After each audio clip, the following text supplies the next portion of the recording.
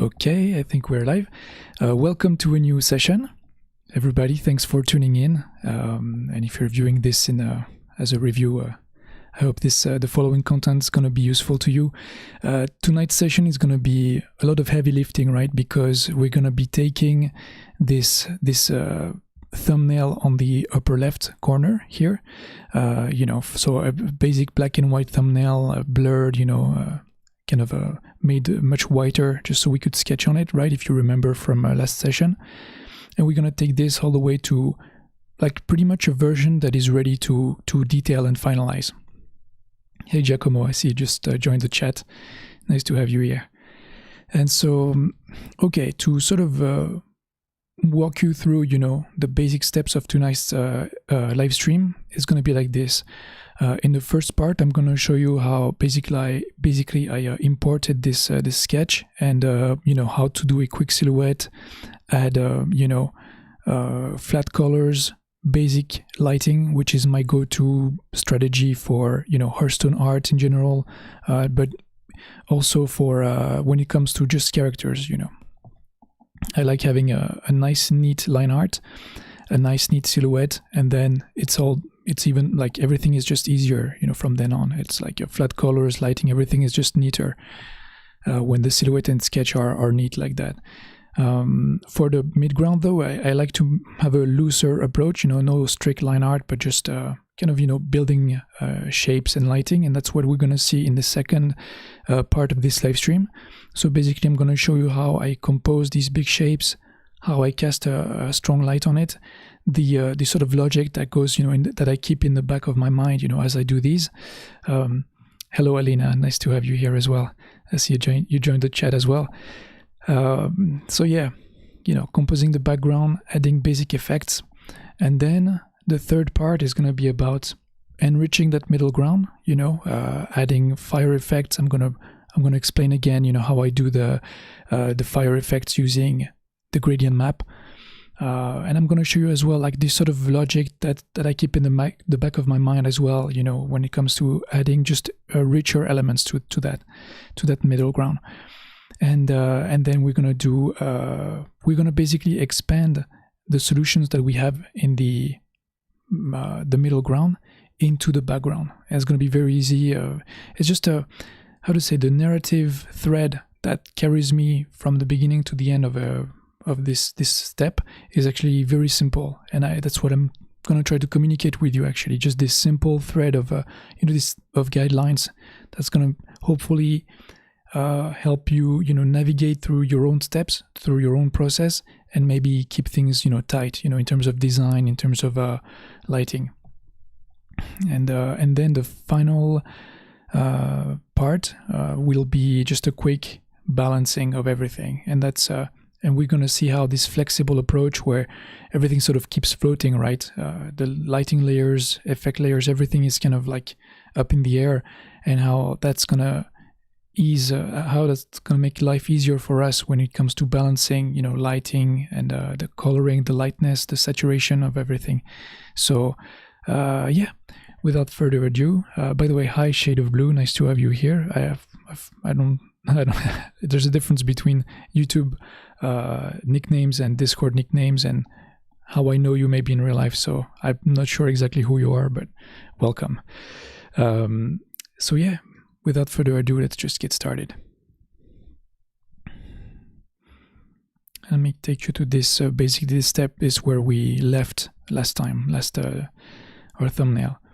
And so now I'm going to show you how to basically create a quick silhouette of our character. What I did right now is just duplicate my sketch layer because I need a stronger, a stronger impression. The original sketch is very pale, right? So then I'm gonna do is I'm gonna plug the whatever sticks out. Whatever sticks out, whatever hole sticks out. You see, I'm just gonna join lines together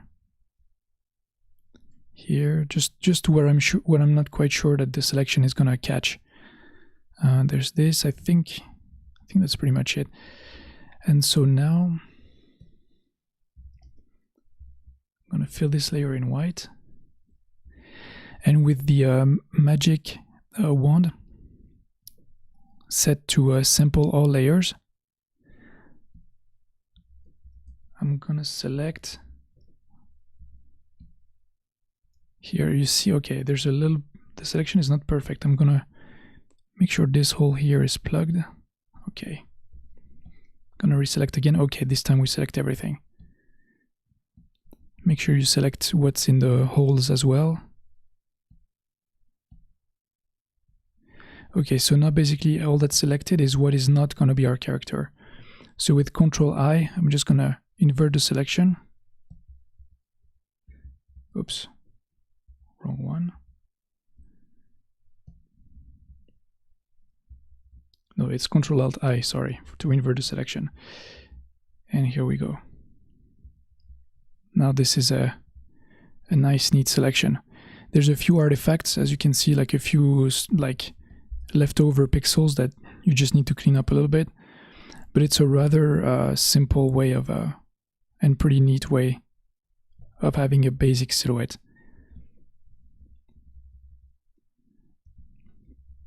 You can also, you know, just use a marker and just fill in a silhouette. It works as well, but it's just a little quicker to do like this, especially at the beginning of our, you know, this is a beginning stage. Everything's going to be re-rendered, you know, like the edges are going to be refined, but this is just a neat little trick that I sort of found pretty late actually in the game, because before I didn't really use, how to say, sample all layers, you see? I didn't really take that. So basically what you end up with is a selection that has a lot of these little artifacts here, you see? So if I made my selection from there, these artifacts would be present everywhere. You see how they just stick out from everywhere, and it just is just not a pretty result. So I just plugged the openings, sample all layers, and I suddenly have like a very neat, you see all these artifacts, most of them at least have disappeared. Yeah, so basically let me actually redo that because I just erased my first result.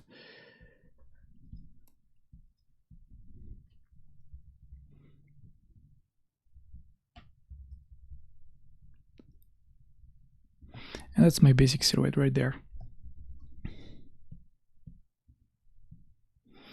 Hey Vojta, nice to have you here. Oh, it's Anthony. Okay, it's Shadow Blue is Anthony. Nice to know. And hi Yirikus, nice to have you here as well. So, okay.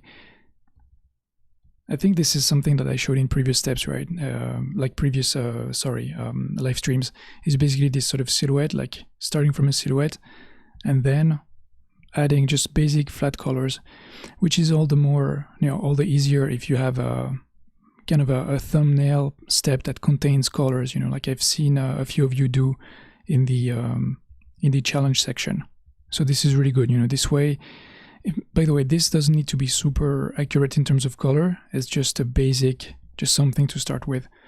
A lot of my process revolves around just, you know, stand-in colors, stand-in choices, you know, just things just to fill in the blanks that I leave purposefully up in the air, you know, and on like flexible on separate layers. And later I adjust these choices, which is easy to do in Photoshop, right? Just Control U, press Control U, and suddenly you have access to all the colors you want. So what matters at first, especially for the character, is just to have just neat borders, a neat silhouette, and then within this silhouette, a neat color borders.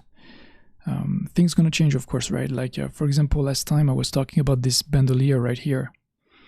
In the end in the final illustration, it disappeared.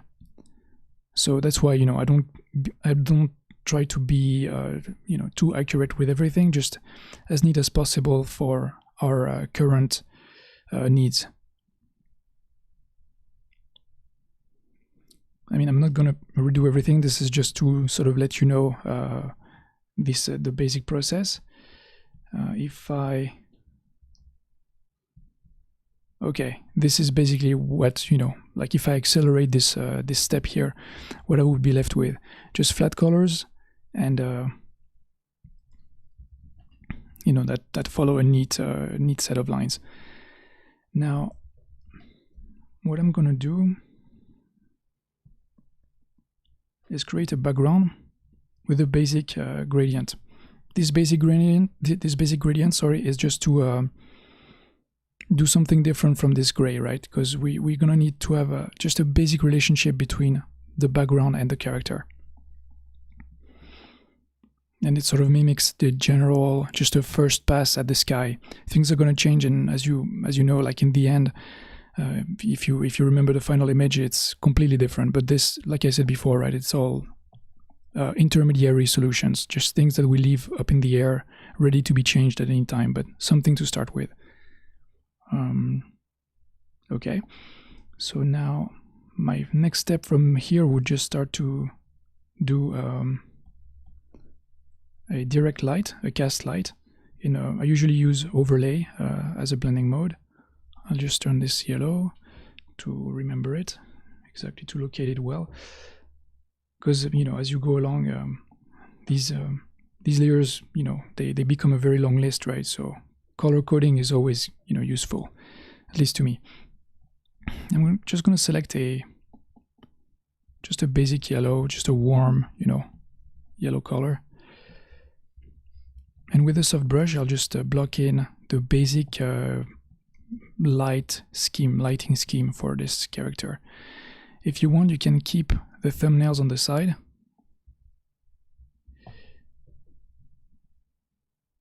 Right here.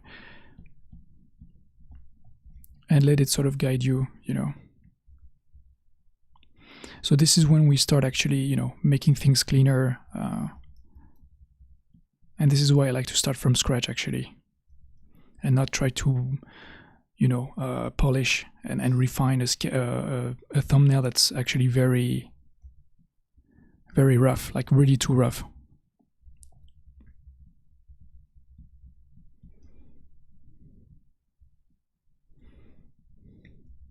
And if you remember from last time, we established some pretty cool interaction of cast light and shadow, right?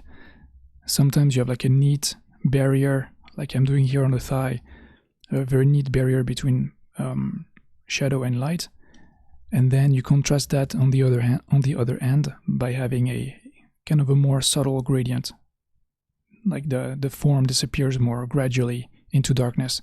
I think that's pretty cool. That's my go-to sort of solution for everything. Like I think I said it before. I mean, of course, it's a pretty simple process, and I guess it's kind of good in a way, right? There's no big surprise every time, but basically, when you think of a form, when you're painting a form, think of it as a whole. So right now I'm painting the whole leg. I'm treating the whole leg, and try to have a gradient within that form.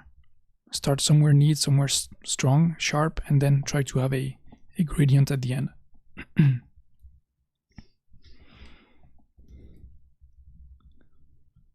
Here the sharper side on the other leg will be, I guess, towards the external edge, the outer edge of the form, and then inside is going to have a more subtle progressive gradient.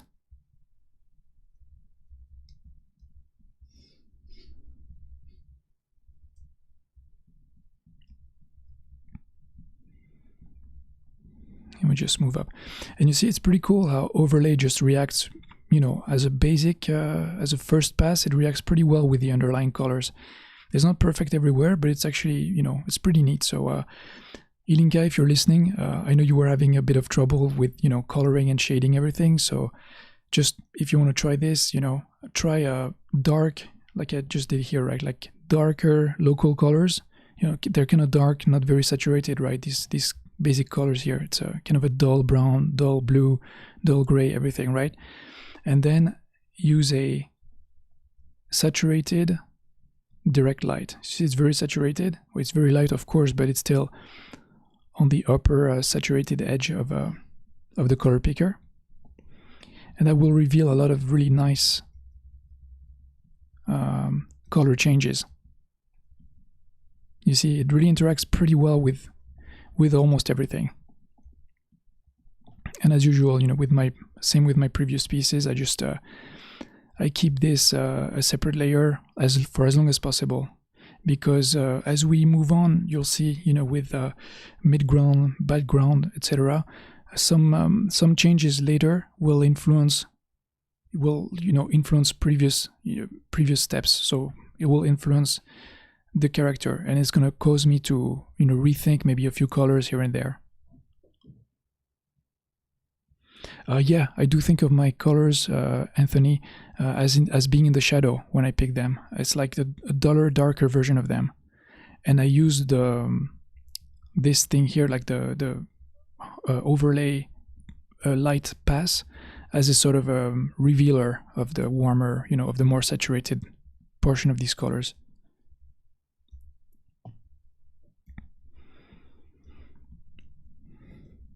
I'm thinking of casting a few interesting shadows there, from under the vest. Because I got a pretty good idea of where light is coming from, from my thumbnail. And from, thinking about it before. It's like, okay, a front light like this. So, okay, I don't want to spend a ton of time, because this is, of course, one of many steps, and I don't want to spend like half an hour on each step, of course, otherwise it's going to be a 4 or 5 hour long live stream. I don't want to gloss over too quick, of course, so if you have questions, I'll be happy to go back for a sec, on a previous step.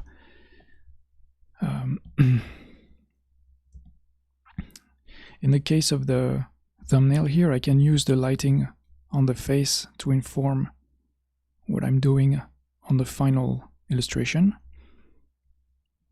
because if you remember, that face on the thumbnail was painted using a 3D model that I posed and lit as well as I could. So it's actually I can use it in the final version as well. For posing and lighting, you can use DAZ Studio and Blender for lighting, or I use ZBrush just because I had it already. But of course, you don't have to pay for ZBrush just to light a model, right? Blender will work just as well. But like in this day and age, in the age of 3D softwares, there's really nothing keeping you from using 3D models and lighting tools and make the best of them, to your advantage. And you'll see very soon, that's what I used as well for the head, the statue on which the character is standing. So let me fast forward a little bit, and this is basically where I'm left at this early stage for the lighting. I sort of cast you see another shadow there on the arm, with this idea again of like treating the shape as a whole, having a neat cast shadow somewhere, and then a progression into a softer gradient. Now let's see what else. There's another pass that is just color variation. I just wanted like a stronger gradient in the fur pattern, because otherwise, you see, it was all very flat, even with the light. But that's just a personal choice. These color variations, they can have multiple colors in just one layer, or several. It's up to you really. There's no set method for that. It's something that I add every time, because the flat colors could use a little bit of hue gradient, within them. What else? So now let me show you. Okay, how I would move on to making the sculpture. This big statue that in the thumbnail we can see the girl resting on, like standing on.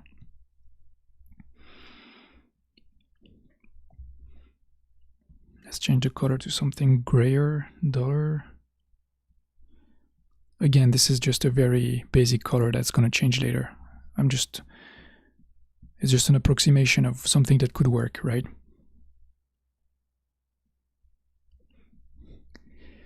Okay, Vojta, I see you just finished setting up your scene and lights in Blender. yeah, there you go. It's Blender is really gonna replace everything. I feel kind of foolish buying ZBrush. I thought I was gonna do much more sculpting, but turns out it's mostly for lighting. So it's kind of like having a big functional SUV that costs you a fortune just to go buy the groceries. That's how I feel about it. So basically what I'm going to do here is establish, you see, these two big shapes. At this stage, when I'm building the foreground and the middle ground, it's going to be just thinking big picture first, like thinking, okay, I want my statue there, but I don't want it to be there like a hair in the soup, right? It's an analogy I used before, like this one weird ingredient that doesn't belong. I want to have like something reminiscent, something that sort of accompanies it. And by the way, these are steps as they truly like unfolded for me, right? It's this is why usually like I do them at first on a separate layer, and then I just show you, how they turned out in like, this is the original layer. But it started like this, just like simple shape work and using a marker to really commit to something, to not be too vague. The vagueness, it was fine in the thumbnail version, but now that I'm actually working towards a definite impression, that implies making specific definite choices, right? Something, because that thing here, that curve for the head, needs to be its own thing and different from, let's say, a curve on the leg.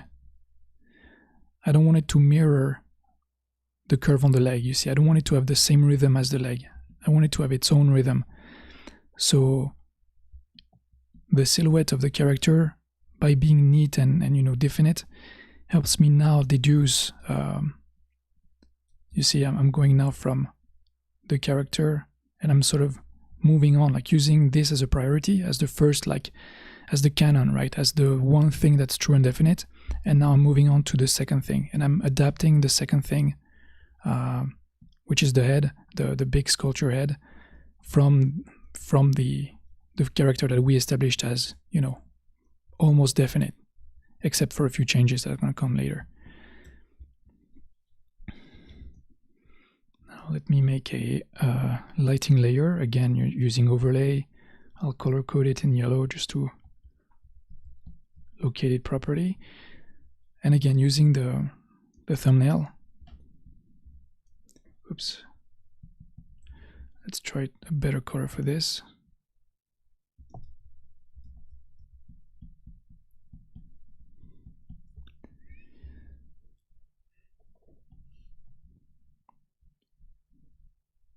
Okay, a nice warm yellow, just like before. And I'm going to do this. I'm just going to sort of replicate the basic lighting choices that I had before. And maybe using as well this time, let me pose that properly here. I'm going to use this this reference, again, like something posed in Dash 3D or Dash Studio, however it's called, I forgot, and lit in ZBrush. And basically I'm just gonna, replicate the lighting from it. I'll exaggerate a little bit because the lighting on the 3D model has a bit of a ambient to it, a bit of ambient light, but I'm gonna try to reproduce, the finer gradients in lighting. It's a bit hard for me to speak as I paint because, just like I mentioned at the beginning, this is kind of the heavy lifting part of the process, and so it takes a bit of reflection, a bit of thinking as I try to proceed.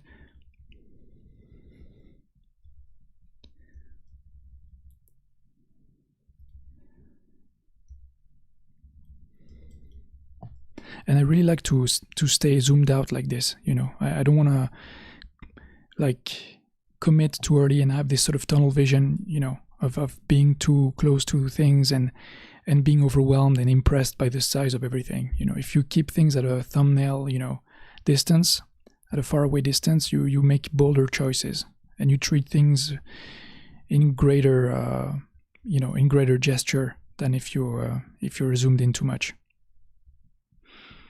Actually, the last session, the next session, the last of this subject will be, then we're gonna zoom in and add a bunch of little, crunchy little details everywhere.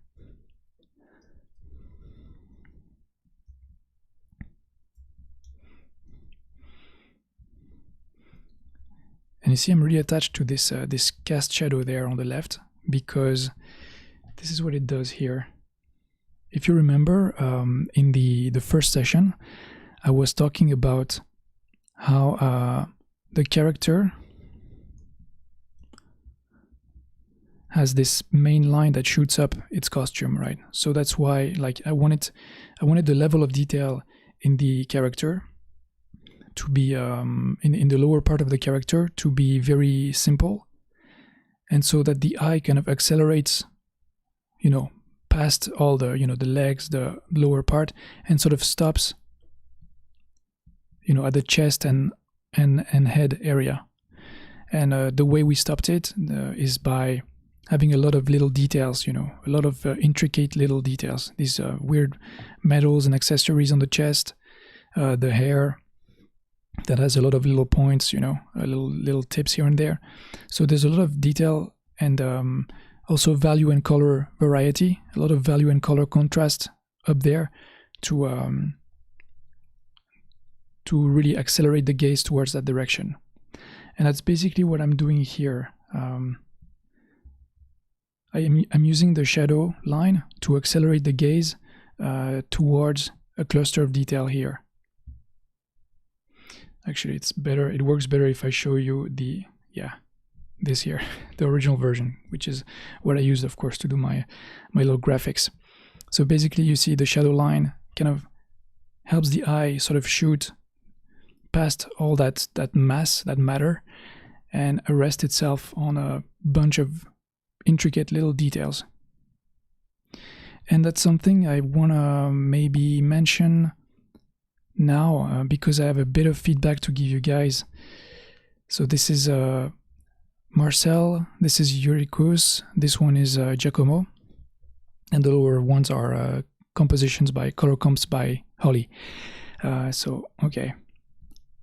What I want to maybe a bit of feedback that applies to what I was just mentioning in my own piece is this. Let me select the right brush.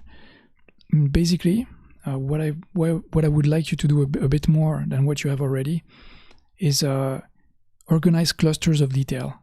Now, for example, Marcel, you have potentially, different parts could be equally detailed. But what I think could be cool is if you have, of course, the head as the most detailed place, the hand, of course, as well, and maybe this part here as well. And in between, try to have a more straightforward composition. So, for example, on the sleeve, if I were you, I would make more diagonal lines instead of all these lines that sort of keep the eye busy in that direction all the way to the hand. You have a very nice line here and here, and I think your folding lines, could be a bit more diagonal and maybe less, less obvious, maybe just a little more subtle, so that our eye is not stopped too much on the way there. And that's the same for Yiri. I think you could, of course, have the focus on the head, the hand, and maybe a third part would be there, like on the stones. And same for, of course, Giacomo. And I think you could have a nice, just like what I'm trying to do here. There's like more detail on the foreground, more detail also on the head. But it's not all the detail traveling, all this compositional travel of the eye. It doesn't rest only on the efforts of the character. with the foreground and background being just there to support loosely and from the back, what I'd like you to do is integrate more the background and foreground in your in this detail clusters, in the way you compose detail clusters. And for example, a way you could do that is by having, you see, a bit of cast shadow. Holly, I also took the liberty to add a bit of that to yours as well. Your color comp has already a nice like amount of small details everywhere, and especially like a nice interaction between the background and these big shooting lines you have here, right? And the character. So that's pretty cool, I thought. But you could use a bit more interaction, a bit more, something interesting to see in the foreground as well. You see, just a bit of cast shadow. I think like in Marcel, you can use that as well. Yirikus, of course, and Giacomo, you could repeat one of the background elements into your foreground as well, like a third sort of round shape. I think it could be cool. And that would be a way to captivate the eye in somewhere else than the character. It's a minor detail, of course. It's not, of course, your character is there to, steal the show, right? But make sure you have something interesting to show in the foreground as well. And to go back to my piece, that's pretty much what I was trying to do here, using the same rhythm as I have in the character, a shooting line and then a cluster of details. And basically, from there, it's going to be the same with the background, the midground, the building. So I'm going to show you basically the sort of line, like the line of thought that I followed. It's basically the same thing, right? It's a main line that shoots like past everything, and then a cluster of detail at the end.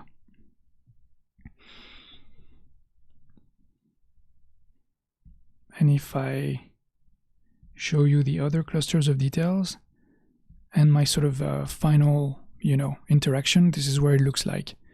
And I recommend you do something like this, have something kind of interesting designed in the same fashion, a shooting line and a cluster of details in the foreground with his head, and something in the background and something on the character.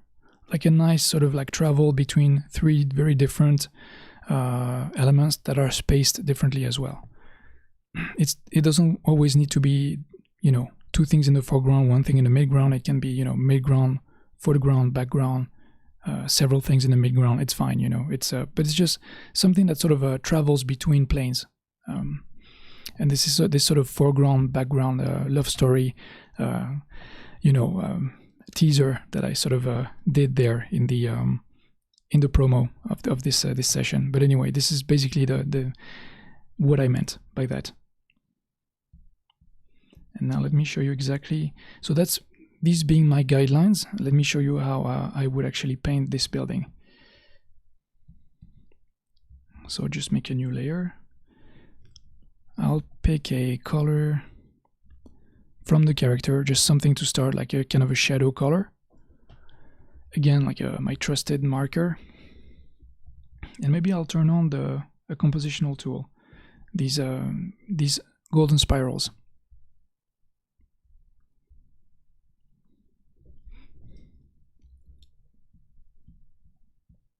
And now I'm just going to paint the basic shape that I had from my thumbnail.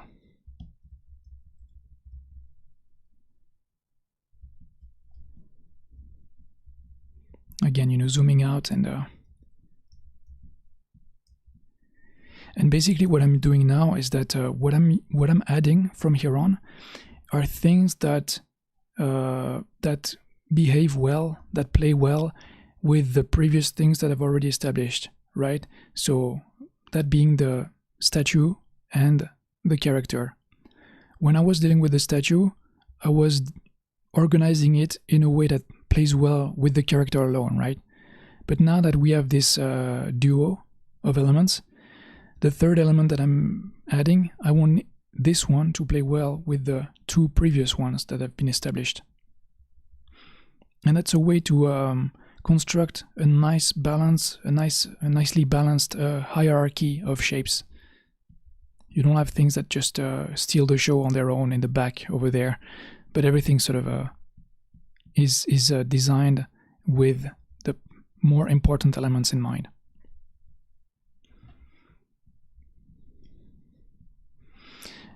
And also a good, let me maybe remove the compositional tool.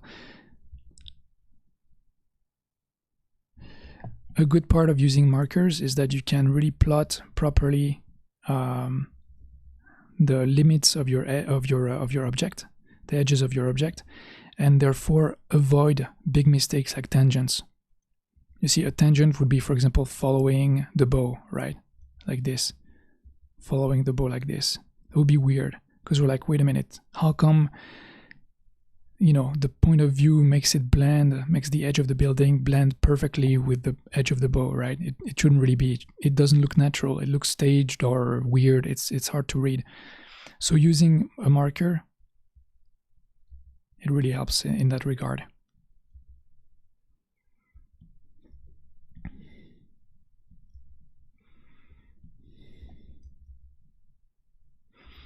Oh yeah, let me show you actually. This is my main shape, sorry, from the thumbnails. This is a repetition, kind of, as a secondary shape. And this third shape is basically me trying to tie in the design of the building with the design of the character. You see, just adding these little cat ears here.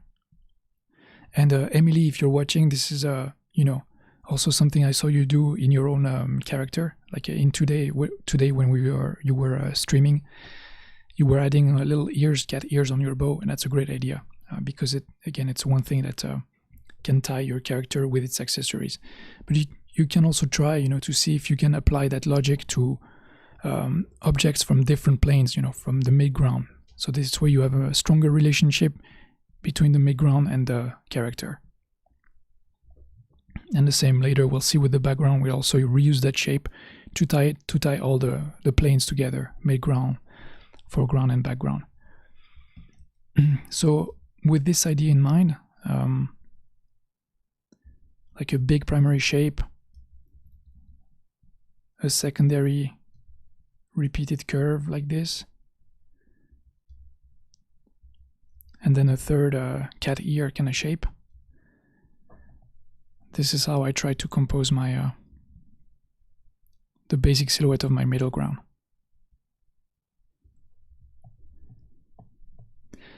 Oh, let me show you also the temple reference I was using. Let me show it to you as one image to begin with for a second. I mean, this is, you see, I really like that sort of swooping, you know, like that sort of Nike line that's there, right? That's really cool. It sort of helps accelerate the eye in one direction. And then the eye sort of collects there. And that's really cool. I really like that shape here. So I sort of reused it in my own art, but of course, you know, kind of reinventing a little bit of it, like just trying to isolate what makes the shape interesting, and you know, repurposing that shape to my own for my own benefits, for my own purpose.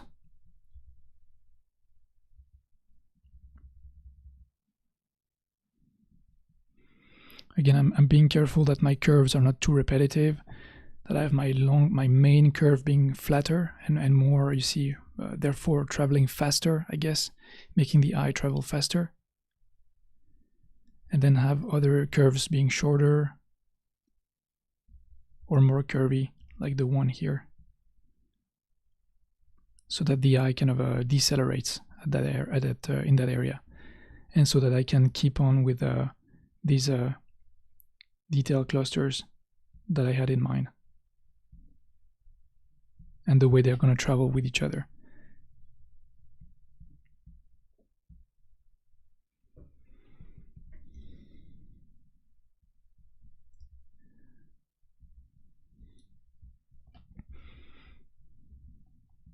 That's right. There's the temple continues like this. So that would be my silhouette. Wait a minute, I should probably take care of the tangent there at the glove. Make it point out a little more. There's been a lot of adjustment, you know, as I went along, of course. Nothing just comes naturally, super easy, right? Like that. But since I'm redoing it, of course, the you know, I know the final result, so it's just easier to speed through this research. But again, like, right, I think Ilinka, we talked about it recently. It's okay if it takes a long time, you know.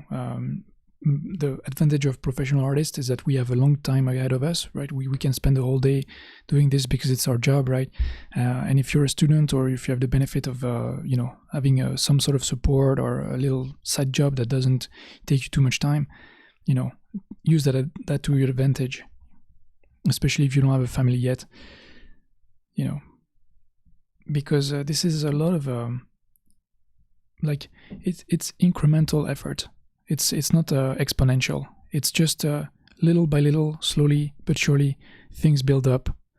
And at the end, when things are built up well and consciously and thoroughly, at the end, they all sort of multiply and add up into a one great result, you see. But it's important to take the time to take care of each step as thoroughly as possible. So here's my silhouette, basically. Of course, it's not super neat, but for our current intents and purposes, it will be just fine. And now I'm gonna start subdividing that shape and adding the roof. So I'm selecting just you know, a basic color at first that we're gonna change, of course, later. That's why I keep it on its own separate layer. And I'm gonna add this what you see here on the temple, these sort of like secondary shapes here, like the difference between the roof and the inside of the building.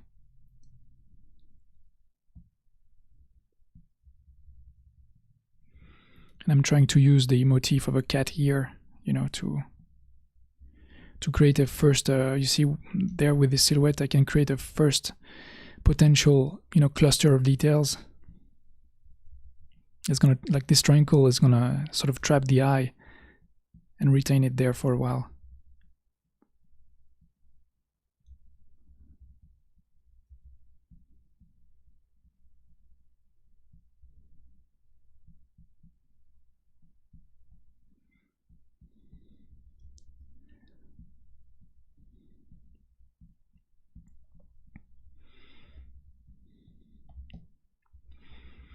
And you see also using markers not only helps me take care of tangents, but also it helps me gauge the distance between different elements. So basically how much space each element takes, right, with negative space. So now you see I can gauge how much space is left. I'm trying to pay attention to how much space is left between the roof and the top of the statue. What I want to avoid is just the 50-50 here, you see, an equal amount of space that would cut this area into two. That's really like the no-no kind of thing. You can use the golden ratio, the silver ratio, or like the 1/3, 2/3 kind of thing, or just a personal, you know, you can just wing it, right? It works also. It's not everything needs to be super rigid, of course. But just try to avoid the 50-50 balance. It's kind of weird and uncanny. Just like tangents, it's like it's a very strange change to happen upon, you know, when you look at something that it sort of divides something at 50-50. Anyway, so now I guess I would isolate that shape. Okay, so now we have our roof, we have our bases, and now I'm gonna create the sort of the shaded part, like the shadow part of that roof.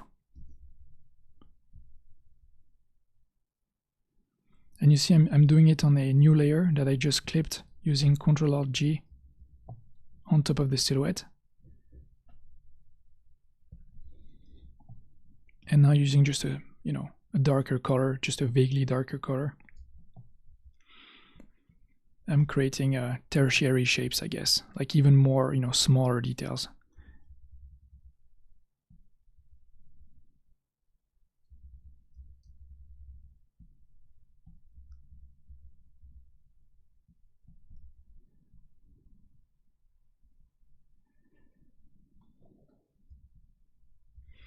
I'll use the soft brush to start, you know, implying a softer roll of shapes. Kind of like what I did with the cast shadows on the character. You see, remember on the thigh, there's like a stronger shadow, then it recedes into a softer gradient. I'm kind of doing the same thing here, adding kind of adding gradients. I'll select that area here, add a bit of a gradient there.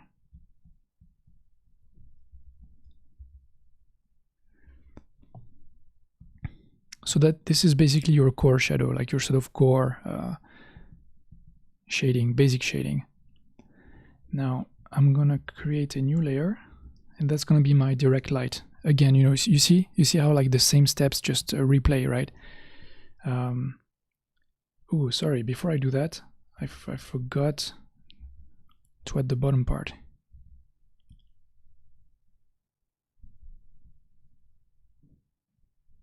Okay. And now back to casting a direct light. So I'll color code it in yellow, make it an overlay layer.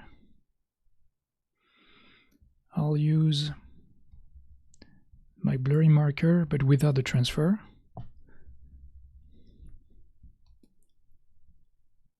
I'll select the same, you know, warm yellow that I used for all the other direct lights, and I'm gonna cast the light. And I'm gonna create some interesting shadows. You see, it's the same point as it's basically an echo of the line that I was doing here. Let me show you again. Sorry, trying to find, okay, here. This line here, I'm sort of like echoing it there.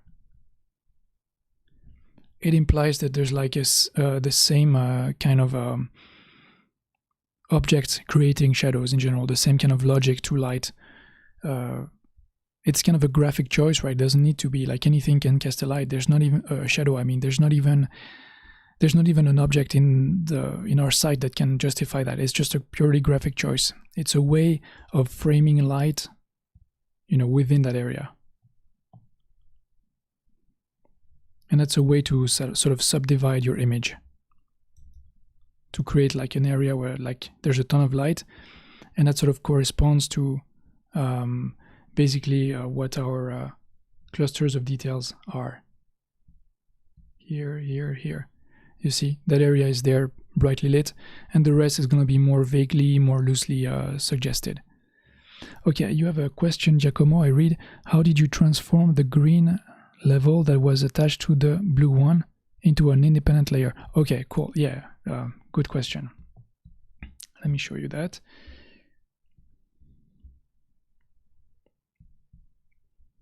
Okay, so let me redo that step very quickly. Okay, so first I was okay, I had my layer clipped onto this, right? And now to make it its own layer, its own independent layer, I pressed Control and I clicked on the icon of the layer of the silhouette right here. And now you see I'm selecting Control and click, select only the content of the layer. With Control Alt I inverted the selection, and now selecting the green layer, I pressed backspace and deleted, you know, anything that's beyond that. And now if I unclip this green layer, you see now that it has like the border corresponding to that of the layer we selected before. And that helps me now, you see, create a layer onto which I can clip its own, you know, sub-dependent layers. So it's kind of it's a Photoshop trick. Not everybody uses Photoshop, so I guess, you know, it's but you see what I mean. Like in Photoshop, basically the problem is that you cannot clip layers onto layers that are already clipped. It's only one generation of clips at a time. So that's why I had, at some point, if I wanted to clip the lighting onto my roof, I needed to separate the roof from the base of the building. So this is where we're left, basically. Now, what you can do at this stage, I'm back on the lighting layer, is create a gradient map. So sorry, not a gradient map, a mask, a layer mask, right here with the rectangle, right? It creates this white little rectangle here. Make sure this is selected, and using a soft eraser and a soft brush, I'm gonna add a little bit of a gradient to that light, because it was very flat before, right? And I prefer doing that instead of using instead of just modifying the light itself. I prefer to create a layer mask, because I don't want to have to redo the edges of my layer, of my lighting. Like here, without the layer mask, this is basically the whole expanse, the whole area that contains light, that can potentially contain light. And now that I have my layer mask on, I can sort of remove, can hide, I guess, some portions of light. And if I repaint them, you see, I can recapture all the little, all the edges, all the limits of the original mapping of the light. And this is really great for doing subtle, long gradients, like what I'm doing right now. I'm going to try to indicate the roll of the roof kind of rolling away from the eye. And again, right, big picture, big changes, using very simple brushes so that I'm not distracted by anything else, by smaller details. Now, when you're satisfied, you can just right-click, on the layer mask and click Apply Layer Mask. And now this is just all fused. And what we can do, of course, now is select, the roof itself and maybe change the color, desaturate it, maybe darken it. Same for the direct light. It doesn't need to stay the same as, the other direct light layers. It can become, for your own purposes, you can sort of modify its color so that it behaves better with the local color of the roof. I'm just using the same basic like warm yellow as a starter, and then I'll press Ctrl U and change the hue, saturation, lightness until I'm fine with the result. What else? Okay, at this stage also, this is basically like the end of the first part. The last things we're going to do is add gradients, like 2 basic gradients that are going to frame my middle ground. So you see, this is my middle ground, the building. Actually, I think I can just delete it and show you my original building, which is a little nicer to look at, I think. And basically, okay, I added one layer in hard light behind it, and one layer also in hard light in front of it. Is these 2 orange layers there, color coded in orange. And what this does is creates a this gradient sort of adds kind of a nice compositional potential to your piece. What I mean by that is that without it, we're gonna think, oh, what a big expanse of shadow. I'm gonna have to fill all that in with something, right? With details, beams, I don't know what, paper, people, debris, I don't know yet, right? And again, thinking of shapes as a whole, I'm gonna try to apply a gradient to it. Again, using the analogy of the thigh there, with a strong cast shadow and then subsiding into a gradient. Same thing here. I want to sort of break the flatness of my building, especially the bottom part of the building that's in the shadow, with something that, in terms of the theme, is gonna have a lot of potential. And in this case, is like the glow of the flames, right? Sort of a back glow of the flames. So, you know, using a layer in hard light and a big soft brush, I just added this glow, which I think is also, of course, in the thumbnail. Yes, okay. So this is where this decision sort of comes from, right?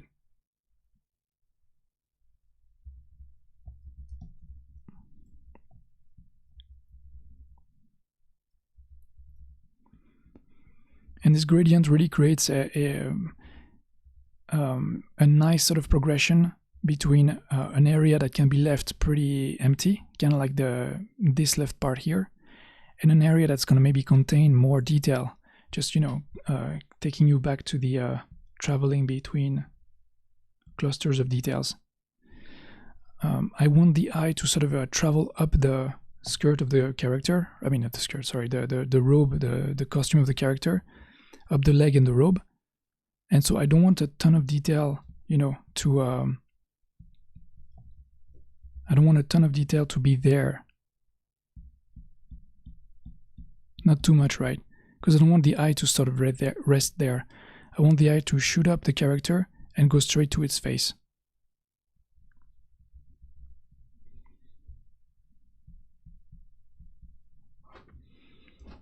And the same with in the back. Again, using just standing like temporary colors, nothing definite, just something that sort of approaches what our final objective is going to be.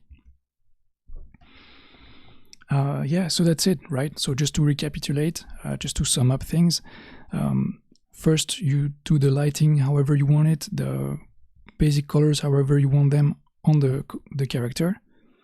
Then you extend that logic to the middle ground, to the statue. Then you extend that logic to the middle ground as well. And always, using the previous steps as a reference, as the first most important part. And then finally, you just frame these two, the building with two sort of glowing gradients.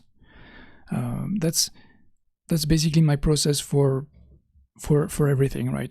That's kind of what I use for every piece. Now, because if you remember with the werewolf last time, I also used layers of fog to highlight the silhouette of the reeds, the plants, everything, and sort of direct the eye towards the character. And I used it also, this fog, as a way to separate, the trees, the foreground, the midground, the background. And this is what these sort of fog layers, these atmospheric layers, are good at. They can depict a fire glow like I have here, or they can depict mist, whatever. It's really, but essentially they're always the same. Yuri, you have a question. Are you thinking about separating values of foreground, middle ground, background, or do you adjust it later? It's a good question. I will adjust it later, but from the get-go, I try to have basically lighter silhouettes in the middle ground, and even lighter silhouettes, starting silhouettes in the background, and the darker silhouettes for the character, the foreground, stuff like that. Because, there's a phenomenon called atmospheric perspective. It's basically when, with distance, things are grayer, lighter, right? Because there's just more atmosphere. There's just more air between you and the object. So having basic silhouettes like this one, the building, that are lighter than the one in the foreground, already implies, okay, this is something further in the distance. then you'll see it's going to be even more like pale for the background buildings, which I'm gonna move on to, I think, now. So this is the sort of third part of this live stream, and basically I'm going to show you here how to enrich the middle ground. Basically, just to compare, I'm leaving this second, you see this first version on the left, I'm leaving it here at this point, and I'm kind of starting from pretty much the same point, right? In terms of complexity, there's not yet, there's a few effects that have changed. I've rendered the face of the statue, using this head reference that I showed you before. And I changed, of course, a little bit the color of the sky, and I added a bit of rim light to the character, but it's very it's very basic rim light. It's just to sort of follow the idea of this glow there, the fire glow. But basically, like, this is when I'm gonna just move on to this version here and sort of keep going, right? Just to let you know, I didn't really skip anything. So let me see what we have here. I think I'll start with the middle ground, and I'll start with an effect that's pretty cool that I'm gonna try to replicate from the thumbnails, which is here. Okay, it's the fire effect, because in the thumbnail, like, a very strong compositional element, something that really impacts the composition a lot, is the flames, right? We sort of suggested them here with the glow, but now we need to really pump it up, right? So let me show you how I do this. I'm just gonna repeat this step from before. Like, I think I mentioned how to create a gradient map, and use it to create fire effects, magic effects, stuff like that. But my friend Piero, who's a really good artist, he asks me, every time, he's like, oh, by the way, can you just repeat how you do that step, So if it's a question for him, maybe it's a question you also like to know.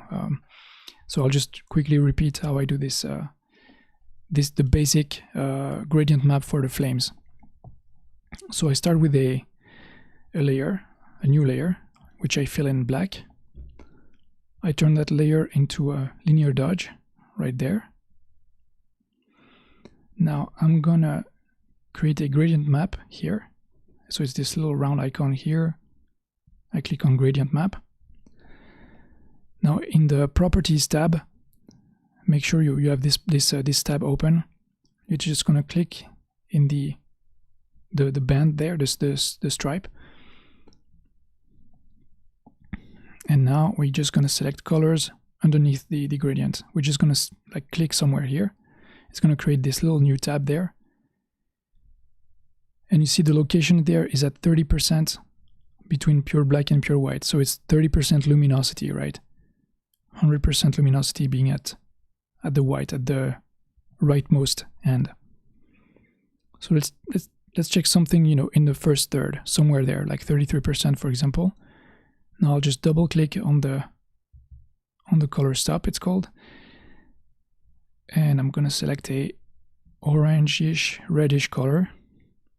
And I'm going to make sure that its luminosity, it's at the L number here, matches the 33 number that is also at the location. This way, the luminosity of my color matches the luminosity of my tab. It's at the same spot. Otherwise, you see, if I put it here, it's going to completely transform the values of my piece, right? Same if I put it there, you see it darkens everything. We're not going to use this gradient map for the whole piece, it's just for a fire effect, but I just want to illustrate how the luminosity of your color and the location of your color should match, on this gradient map. Now I'll just create a new color tab here, double click it. I'll select a more yellow color, just a yellower color, and I'm going to make sure it matches. You see 82. Well, I'm actually gonna back, adjust actually first. Sorry, I'll just select the proper luminosity here. I think it's better, like at 93 in that area. And I'm gonna carry this color tab at 93%. Right there. I'll press enter, and now my gradient map is set. With Ctrl-Alt-G, I'll just clip it onto that first black layer I did. And in between, I'm gonna sandwich a new layer, a normal layer. So this is our setup. I'll color code it into purple just to differentiate it from the other layers, but basically that's it. A black layer set to linear dodge, a normal layer that is for now is empty, and a gradient map. Now I'll select the color white, and on this new sandwich layer, I'm just gonna paint, which is now gonna, create like this sort of basic fire effect.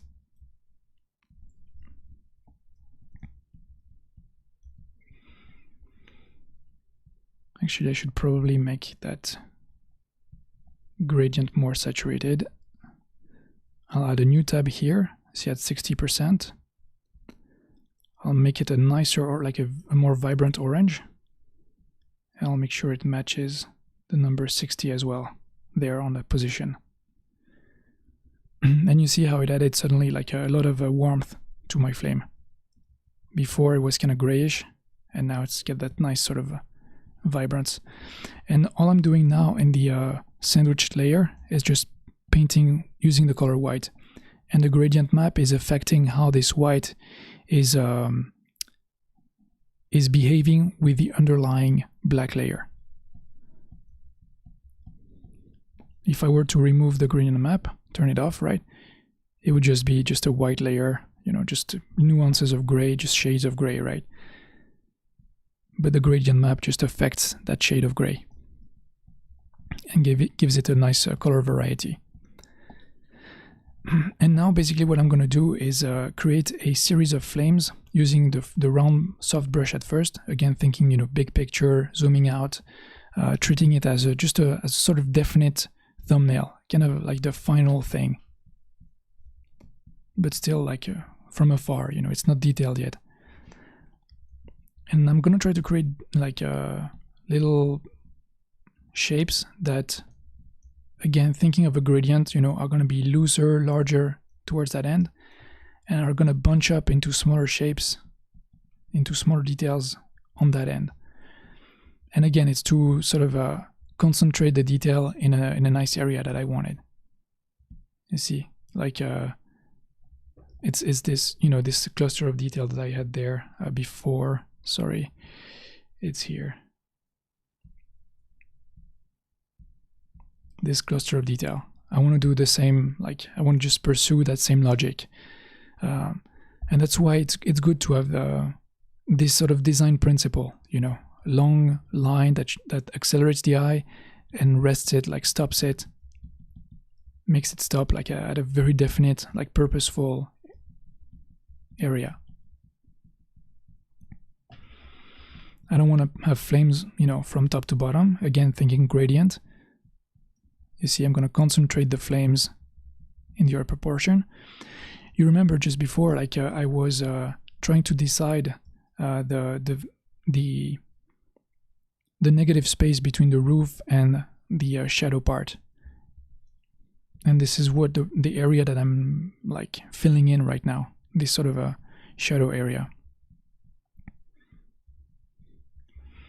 And I'm using shapes that are very erratic and chaotic because well, first of all, they're flames, but also they contrast very well with the calmer, rounder, smoother shapes of the roof.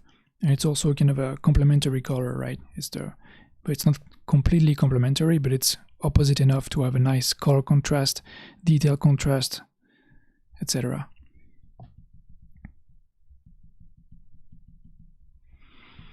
And the bow actually acts as a kind of a compositional tool as well. It sort of directs the eye, it points the eye towards that area as well. So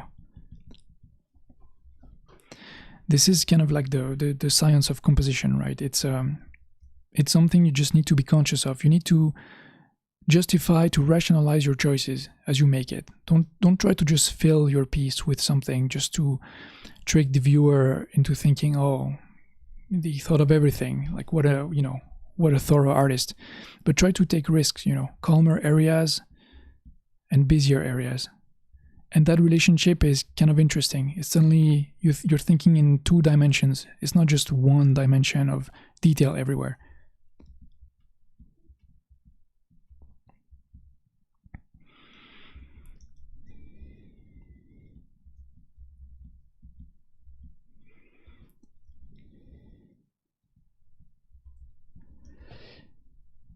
There's another cluster of detail over there.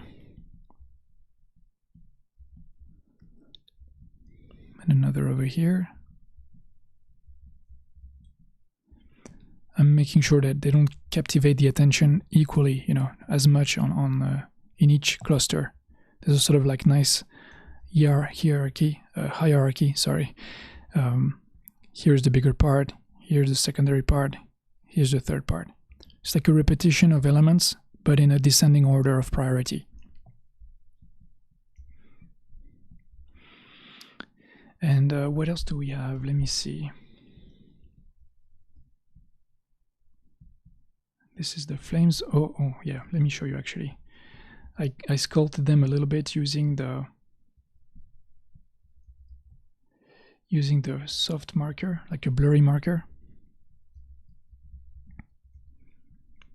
And you see just erasing parts of these flames there.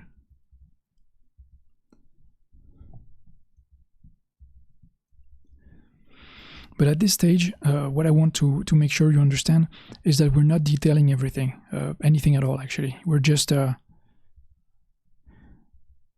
I want to leave you with is this last stage over there.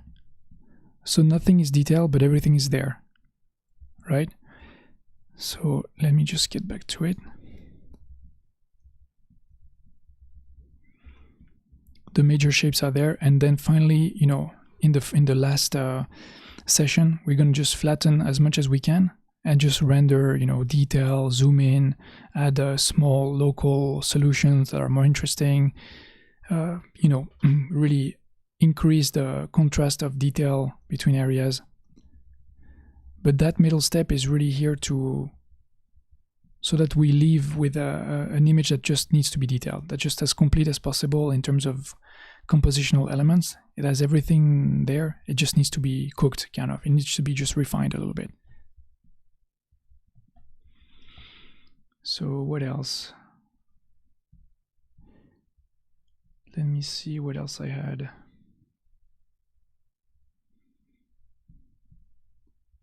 Okay, so I'll just get to it now. After the flames, I wanted to add this intermediate, this in-between layer of debris, because it was a little too clean, I was realizing.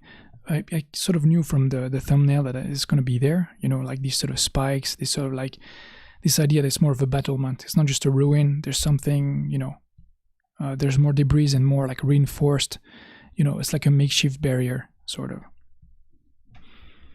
And so as you can see, I just use very simple shapes again. Maybe this time I can use the wet brush.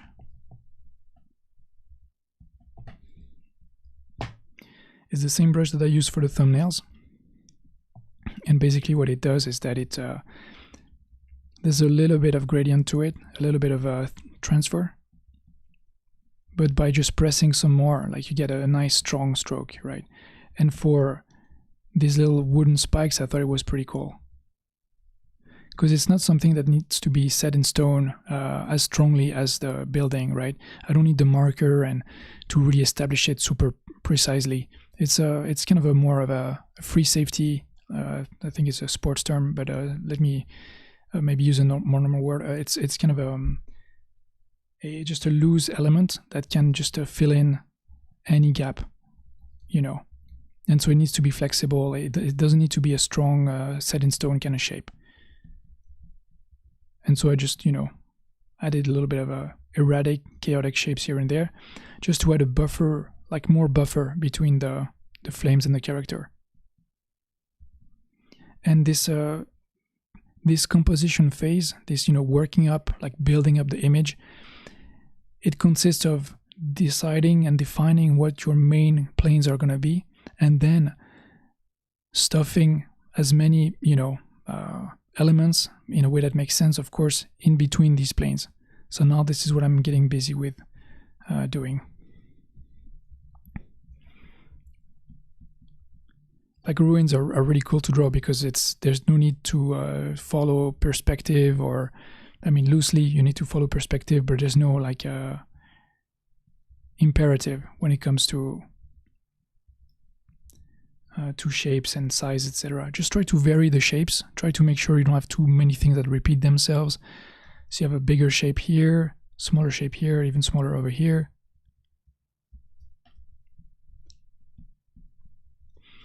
And overall, they sort of follow this. Oops, why can I not? Oh, okay. Sorry. Overall, they follow this sort of fanning pattern. So even for these chaotic elements, you can sort of follow an overall logic that makes us think subconsciously that they're part of the same. They're one shape, they're one common shape, you know, with a little isolated manifestations. Because that's kind of a logic. That's one of the guidelines that I try to use as well in my work, is like trying to unify things by plane, making them varied, but at the same time not too chaotic, not too random, you know. Try to follow the general clusters of details that you established beforehand, and let the smaller details just be here. Like the smaller the detail, the more it's supposed to be just a supporting element, something that's not here to create a lot of to captivate a lot of attention. Just a little stick here, a little rubble there, a little stone over here, just something to accompany, to support. It's like the sort of backing chorus for your main elements.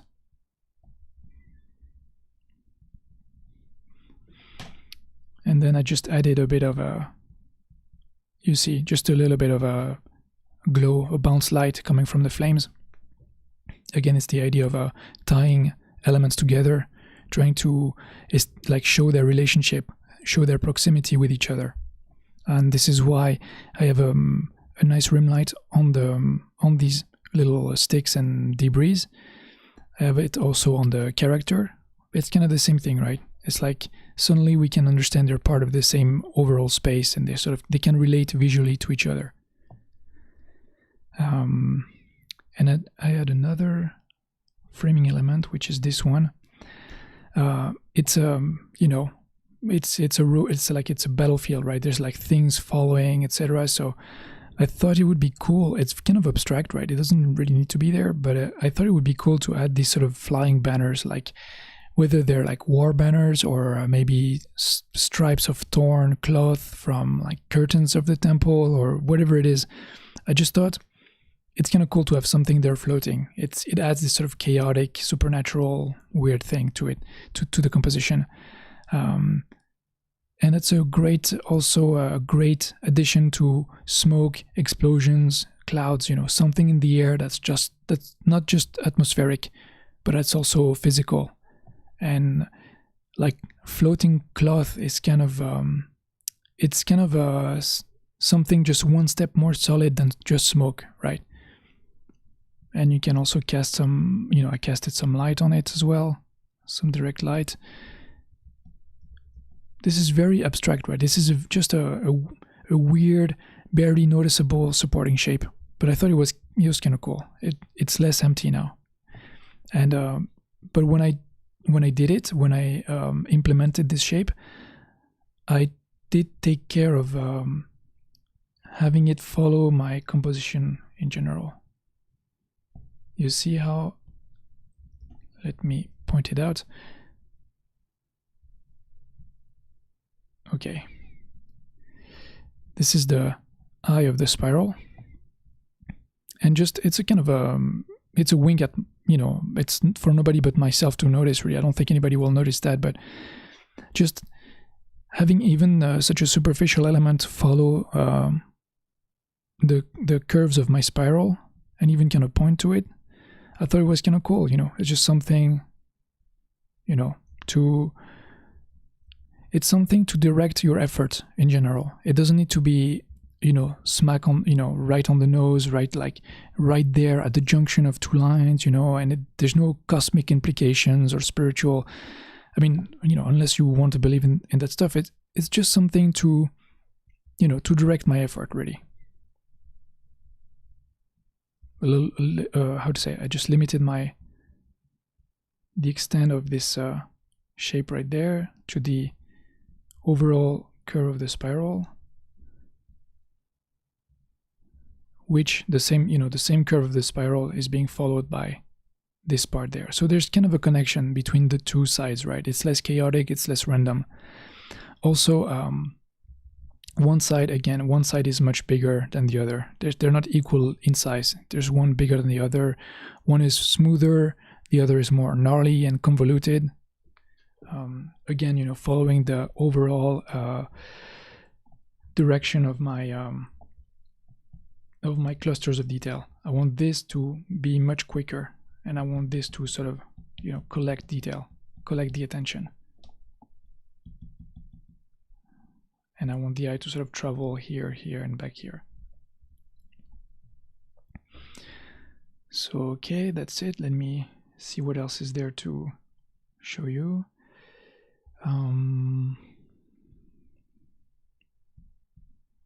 Yeah, that's the original flames. I added a bit of atmosphere to start, blending the middle ground into its overall environment. It's kind of the same principle as these fire glow layers.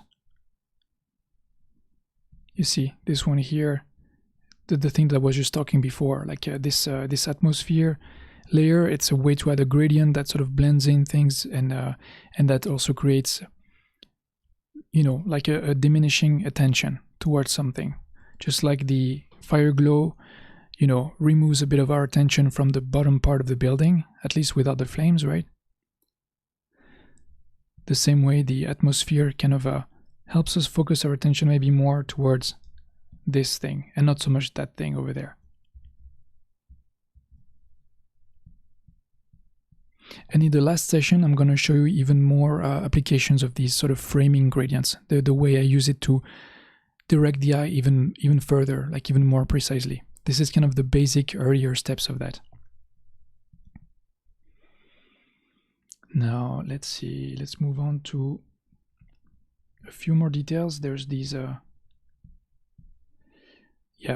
inside of the buildings.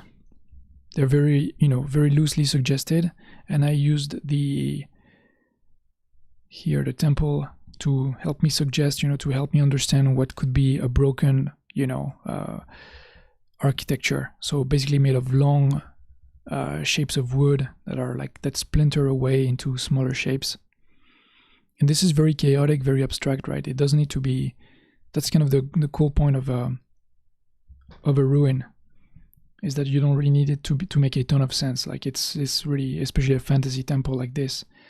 One thing that I try to keep consistent though is I try to have this shape here. Like, let me maybe do it on a separate layer and using white. I try to use the border, like just a border kind of shape, and reuse it over and over, as a sort of like a little fringe, a little border. It sort of underlines the architecture, and if you make it bigger in the foreground, it helps us understand the change in distance as well. So that's something I recommend. You'll see very soon. In my last part, I'm going to show you how I apply that mechanic that logic to the background as well, and making much smaller borders just to show how distant it is from this building here. And then inside, I added more like ruinous little, chaotic bits of wood, like this basically. So I mean, this is really chaotic. This is, I don't need to really I guess spend too much time detailing how I did it, but basically the overall logic is that I made sure the elements that are more in the front or are bigger than the ones in the background. So we have a kind of a nice idea of a progression in space. Let's see, then I replaced the original back glow. Sorry, let me remove this. Remember this fire glow here? It was a hard light layer, and in this I just removed it and transformed it into a its own gradient map, with its own fire. It's a richer array of colors, and I just elaborated a bit the oops. Oh man. Sorry, I renamed my marker for some reason. Okay.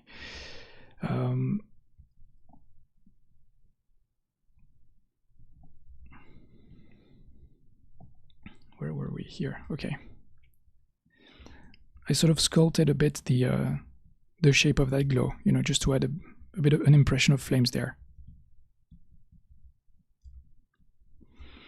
Like again, I'm not trying to be too detailed with this pass. I'm just trying to make everything there, right? So I know I need this glow here to sort of frame, to sort of engulf this temple into flames. And now that everything is here, I think we can move on to the background. And I can show you how I basically treated the background. And it's actually very simple. Because you see, we already have everything we need, basically. Like we have our 3 big clusters of details. And I want the background to be just sort of a kaleidoscope of the middle ground, just to show us an expansion of the foreground, of the midground, sorry, of this temple here. So if I just walk you through the basic layers, you see how I just repeated more architecture. So this is just more buildings like that are crumbling, falling, and then I added a roof to them, following the same basic shapes of my middle ground temple, and then of course a bunch of different atmospheric details. But let me just walk you through the steps again. So Yiri, to your question earlier, right? I used a lighter value for the background. So basically, I'm going to select all the layers. Okay, and I'm going to use this light color here, this lighter gray that we have here in the middle ground. And I'm going to use it to create the sort of towers in the back. And for this, I turned on the compositional tools, especially the perspective, because I want to have just the right impression when it comes to elevation. I don't want my middle ground to be just flat, just these like flat towers with little windows and a roof, and super flat just in front of us like this.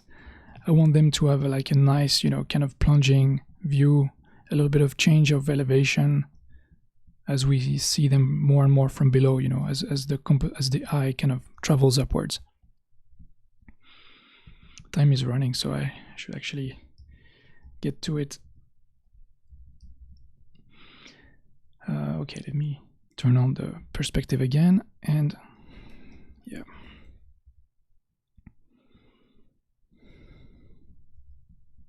I'll make it even lighter, so it really doesn't compete with my middle ground.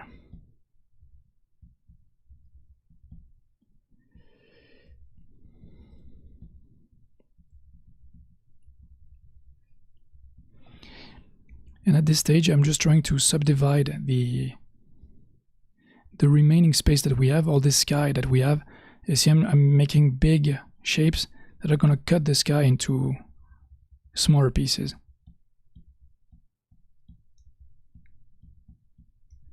I make sure that I leave some nice framing space around the character.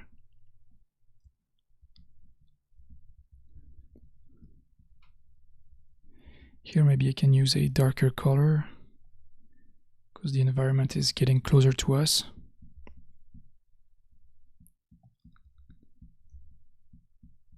I'm kind of repeating shapes, as you can see, right?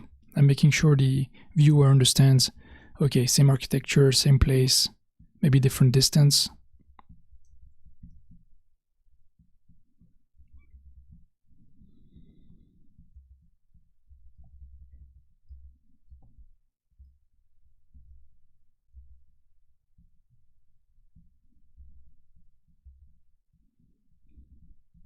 This is something I saw in a lot of Asian art, right? When you have these layered planes of, you know, like ancient architecture with a lot of temples, with the shape of the roofs kind of repeating themselves, right? So this is kind of some inspiration I took from these guys. Where was that? I forgot where exactly I put it. Maybe more here. I could turn on the layer, but I just want to keep working on it. I think it's more fun to sort of rebuild it rather than just show you the final layer.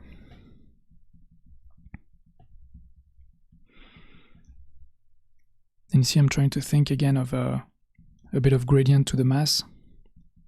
I'm not making a strong shape all throughout, you know, I'm kind of erasing the bottom to imply that it's going to be smoke or some flames, you know, something that sort of destroys the flatness of my thing, because this is what makes a piece feel unfinished or kind of a confusing, you know, even as you are creating it, is when things are just too flat, right? However, to break that flatness, make sure it's a gradient that you understand, that you sort of plan for. You see, so just erase in a calculated manner. And now let's make a new layer. And we're going to use this as a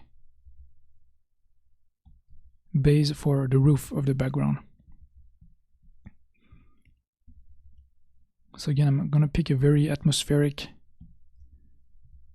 you see a very bleached out green from our middle ground temple.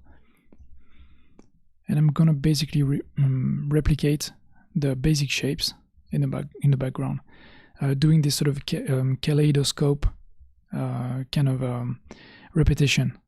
It's just smaller versions of that bigger middle ground, and kind of, you know, everywhere, like repeat it again and again to make us understand, oh, it's not just one isolated structure, there's just a bunch of these.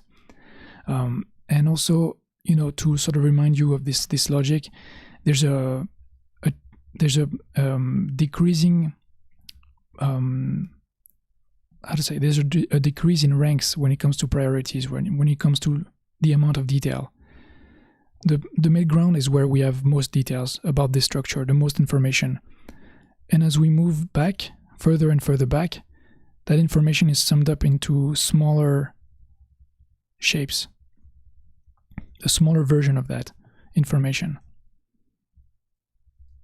And you can really get away with a lot, you know, like this. And just repeat. Maybe change a few things, you know, make some panes. Like I think in my original version, I made some parts of roof just almost towering, you know, like much bigger. The background is good for that, you know. You can sort of like exaggerate proportions in the back and indicate like that things could even go even bigger past the field of view. But you see, I'm just repeating the steps that I did in the middle ground.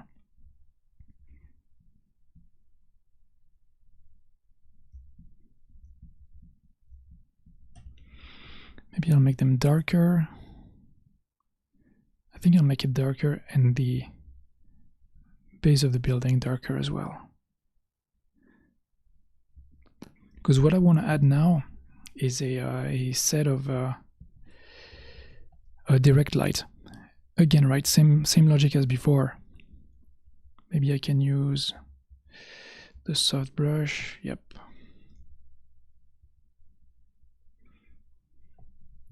Color code it to yellow and make it an overlay layer. We're reaching towards the end. I know it's a long, you know, those are long, but and if you've been here all this time, you know, I want to make sure you stay with me, stay alert.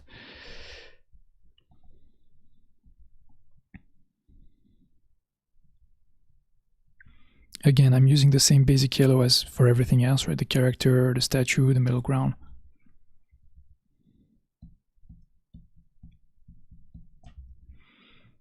Actually, a darker color would be nicer. And greener. Yeah, something like this. Less saturated, a little darker. You see, I'm just doing a little sample first, and then just adjusting with Ctrl U. Making sure I select from the current layer. And just... and right now I'm repeating the same pattern of having a strong cast shadow at some point. Right there. That sort of echoes what goes on in the middle ground and background. Middle ground and foreground, sorry. So many grounds. Which is this, like basically... Oops, what's going on? Okay, here. This line here echoes this line here, this line here, this line here. So, like, for some reason, you know, you don't have to justify it, but just repeating it makes it kind of a nice graphic solution. It sort of grounds your choice, you know. I talk a lot about it, right? Like grounding your choices, making things not just one and done, not just a unique thing, but something that you consciously repeat, that first that you identify, that you purposefully do, and then purposefully repeat.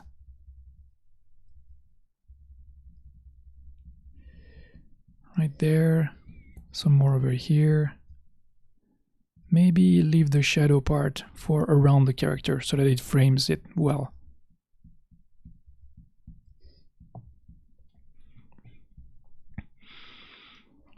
What else do we add? Oh yeah, I need to add some explosions, etc. Well, for that actually I should use the original version, which is this. Okay. Let me just cheat a little bit and show you what I was doing actually. The original ones, pretty much the same, right? But it's just more like it's closer to what I had going on with the background flames, like these explosion flames. And what I want to mention with these flames also is the fact that in the background you can try more grandiose, you know, solutions. Just like I said with the with the roof kind of shooting up in a more extreme fashion, like this, the scale can just be bigger. Just like you have fire, kind of almost gently licking the bottom of the building in the middle ground, you can have a more, dynamic explosion in the back, as if a projectile was like making the tower collapse, And so I added a bit of a... Let me remove the thing here. I added some a loose definition of flying debris a bit everywhere. You see what I did? It's like very basic, but suddenly it's more dynamic. Without it, if I just did like a building standing there with just a gentle flames going up and down, it wouldn't be just as interesting, I feel. If the flames were just like going up, it's just not as dynamic as having a strong explosion. And then what I did also is add some smoke, so using also the wet brush, which is a great like in between. It's just soft enough to have a bit of gradient, but hard enough to have some stronger parts of to the body of the smoke. So using a basic gray.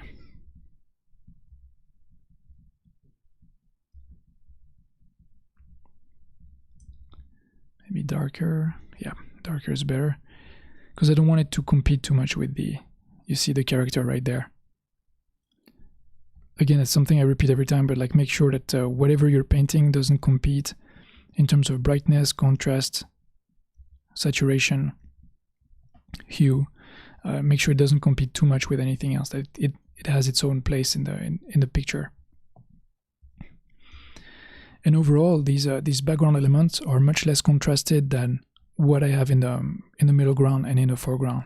To your point, Yiri, the values are much more concentrated in the background.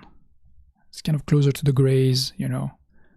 Or the flames are brighter, but that's okay, I guess. That's still consistent with the logic of fire.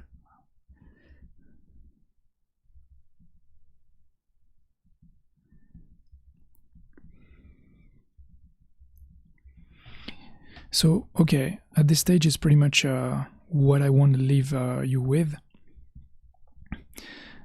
Except maybe there's a bit of clouds there. Yeah, of course, a big pass of clouds. And some extra smoke.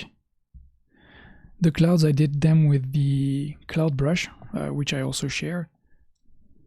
And, you know, very basically kind of filling in the empty space. You see?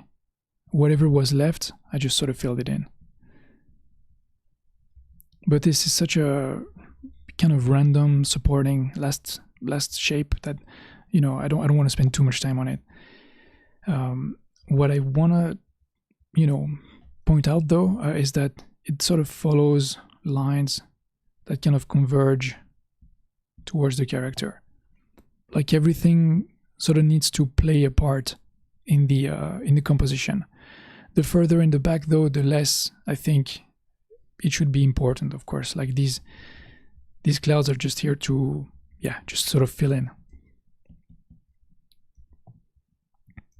And I'm sure, I mean, if you can figure out all the previous steps, all this logic that came before, painting clouds is not a big deal. Like, especially since, as you can see, I didn't really detail them very much. And that's pretty much it. Yeah, that's the smoke there. Okay, that's a better version of my smoke. But you see, okay, this is just what I want to leave you with, is the idea that if you zoom in, everything is there, just not very detailed. And now, very last step before I leave you be, I just want to sort of emphasize. You see, I'll just make it bigger. This list of layers. It's a ton of layers, of course, and I always, you know, advise you to group them by something that's identifiable, like foreground, middle ground, background. You know, it's important to be neat about that. But the fact that it's all separate means that we can adjust the balance really carefully and very precisely. And basically, the logic that I use when I'm adjusting balance of things is this idea of competition. You know, do things compete too much with each other? For example, is the background too saturated maybe? So if the sky, I mean, is it too dark? Should it be grayer? I think it works better if it's grayer. See, before it was kind of like in the purples like this. I think if it's grayer, the flames stand out more. Let's see what else. The roof, the base of the roof here. Again, I press Ctrl U, and I'll just try, you know, little changes in hue, in saturation. I'll see what that creates. You know, it's like the happy accidents.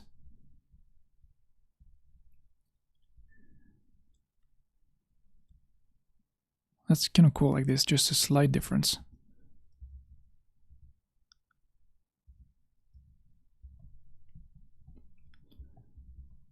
Let's maybe saturate the cast light a little more.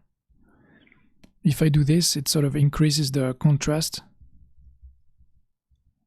and makes it feel, I feel, a little more, a little closer to us. Just this brighter green, like the more saturated green. Suddenly it sort of cuts the distance with the middle ground, which is cool. Like I don't want the background to be too far away because it might dissociate us too much from it. What else do we have? Yeah, same for the smoke. We can give it a color maybe. Let's try.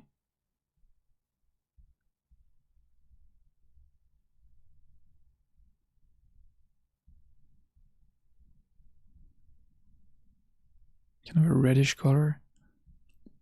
Make it darker, make it brighter.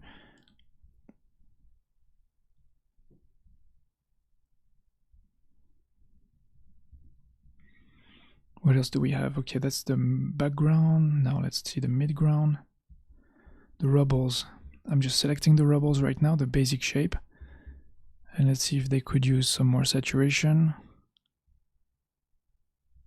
A shift in hue. Oh, the reds were fine. Now let's see the rim lights. Maybe redder, a little redder could be cool. Because if it's too yellow, it's just kind of weird. It doesn't feel right. I think as flames, you know, as fire, like light emitted from fire decreases, I think it becomes more red, right? Somehow. It goes more into the reds.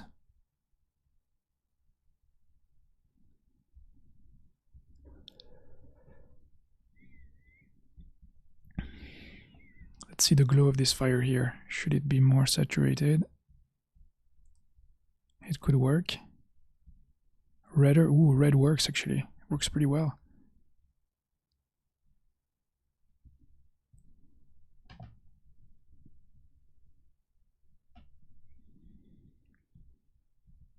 You have some atmosphere here.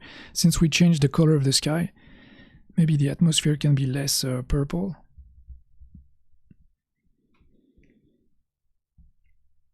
Less saturated. Closer to the basic grays.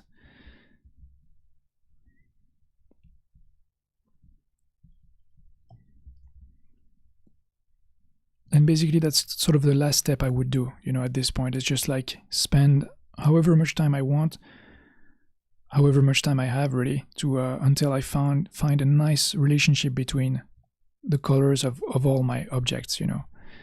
I want really the foreground, the character to stand out, and I want a slow progression of you know, of decrease in attention, in the way like the middle ground and the background captivate your attention. I'm sorry, like I've been stammering a little bit because like painting, it's, you know, it's a pretty long, it's a pretty complex series of steps. I'll make sure I describe them properly, you know, in the YouTube description. If you tuned out tonight, or if you're watching this later, or if you want to rewatch this, like I'll make sure like each segment is properly you know, identified, so that you can just go in the description and just click on whatever you want to like refresh your mind on. Yeah, so that's pretty much it. I'll be hanging out in the Discord server, and you know, if you have any question, of course, we can address them there, or you can also send them to me privately. I'm always super happy to answer these. I'm really grateful for the interaction we have with each other. It's getting more and more you know, rich, and I really like it. It's really cool for me. So yeah, I guess that's about it. If there's any suggestion, by the way, any subjects or a theme suggestion for later, I'm also you know, I can also take suggestions. It would be great. And with this, I guess that's it. Thanks for tuning in, and I'll talk to you again very soon. Bye-bye.